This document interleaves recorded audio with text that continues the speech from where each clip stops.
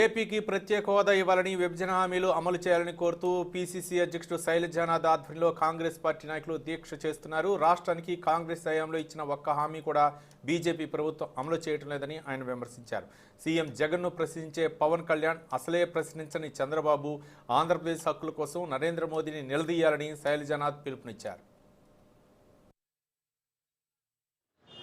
ఆంధ్రప్రదేశ్ రాష్ట్రాన్ని అన్యాయం చేసిన వ్యక్తి అధికారంలోకి రాకముందు ఒక మాట, అధికారంలోకి వచ్చిన తర్వాత ఇంకొక మాట మీద నిలబడ్డం చేతగాని మోడీ గారు ఏ అర్హతతో ఈ రాష్ట్రానికి వస్తున్నారో చెప్పాలి. ఆయన పార్టీ ఇక్కడ ఈ రాష్ట్రానికి ప్రత్యేక తరగతి హోదా కాంగ్రెస్ పార్టీ ఇచ్చింది, అమలు చేయమని చెప్పింది. దాని లేకుండా ముగిసిన కథని ప్రకటించిన భారతీయ జనతా పార్టీ ప్రధానమంత్రి మోడీ గారు మీరు ఏ మొహం పెట్టుకొని రాష్ట్రానికి వస్తూ ఉన్నారు? జగన్మోహన్ రెడ్డి గారు మీరు చంకలు గుద్దుకొని అక్కడ ఏర్పాట్లు చేస్తూ ఉన్నారు. మీ లొంగుబాటుతనం ఇంకా ఎంతో మాకు అర్థం కావడంలే.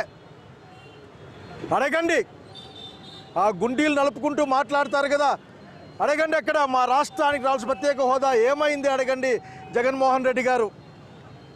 అట్లాగే ప్రశ్నిస్తానని చెప్పే పవన్ అన్న ఉంటాడు ఒక ఆయన ప్రశ్నిస్తూ ఉంటాడు.